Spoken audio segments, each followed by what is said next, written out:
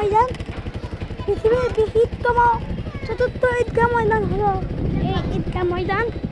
ঐতিহাসিক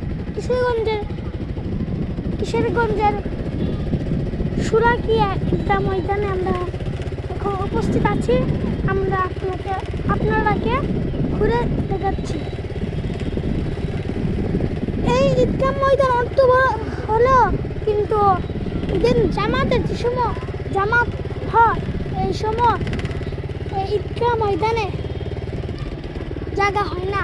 এই ঈদগাহ ময়দান এত বৃহত্তম, বাংলাদেশের বৃহত্তম ঈদগাহ ময়দান।